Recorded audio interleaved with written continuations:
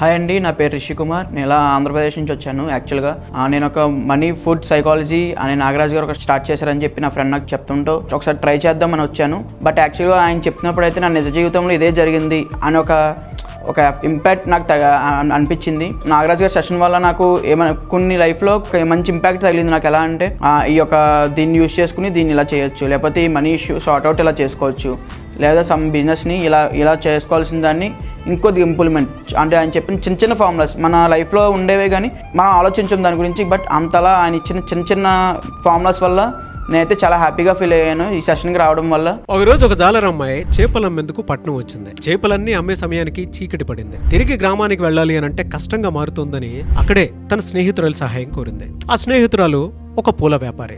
వెంటనే ఇంటికి తీసుకుని వెళ్ళిన తర్వాత ఆ పూల గదిలో పడుకోమని చెప్పింది. సుగంధ పరిమళాలతోటి మంచి వాసన వస్తుంది. ఆ వాసనకి నిద్ర పట్టక అటు ఇటు తిరుగుతూ అవస్థ పడుతుంది ఆ జాలరి. వెంటనే ఆ పూల వ్యాపారి ఈ విధంగా అడిగింది, ఏమైంది, నిద్ర పట్టట్లేదా అనంటే, ఆ వాసన నాకు కొంచెం చికాకు పెడుతుంది, కాస్త నా చేపలు పొట్టిస్తావా అని అడిగింది.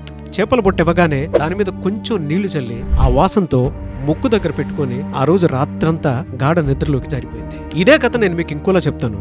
ఒకరోజు ఒక పూల వ్యాపారి పూలన్నీ అమ్ముకునేందుకు పట్నం వచ్చింది. ఆ పూలన్నీ అమ్మే సమయానికి చీకటి పడింది.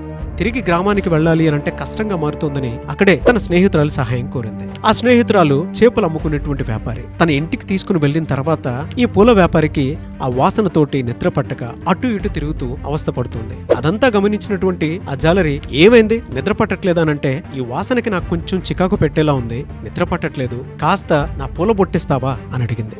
పూల బొట్టు ఇవ్వగానే దాని మీద కొంచెం నీళ్లు చల్లిన తర్వాత ఆ వాసనతోటి ముక్కు దగ్గర పెట్టుకునే బుట్టని ఆ రోజు రాత్రంతా గాఢమైన నిద్రలోకి జారుకుంది. ఇప్పుడు చెప్పండి, వీళ్ళిద్దరిలో ఎవరు గొప్ప అనంటే ఏం చెప్తారు? ఎవరి వృత్తి వారికి గొప్ప, ఎవరి పని వారికి గొప్ప. మీ పనే మీ బలం, అదే మీకు ఆదర్శం. మీరేమంటారు? మీ అనుభవాన్ని కింద కామెంట్ బాక్స్ లో షేర్ చేయండి. ఇలాంటి మంచి మైండ్ సెట్ తోటి మీ జీవితాన్ని వ్యాపారంలోకి అభివృద్ధి చేసుకోవాలి అనుకునేటువంటి వాళ్ళు, లేదా ఒక మంచి ఐడియా తోటి మీ జీవితాన్ని ముందుకు తీసుకువెళ్ళాలి అని అంటే, ఫుడ్ మనీ సైకాలజీ అని నేను కండక్ట్ చేయబోయేటువంటి క్లాస్ ఆగస్ట్ 10th జరగబోతుంది. ఎవరైనా సరే ఆ 5 days క్లాస్ కి ఎన్రోల్ చేసుకోవాలి అని అంటే మాత్రం స్క్రీన్ మీద మీకు కాంటాక్ట్ నెంబర్ కనిపిస్తుంది. దానికి మీరు కాల్ ఆర్ మెసేజ్ వాట్సాప్ చేసి ఎన్రోల్ చేసుకోండి.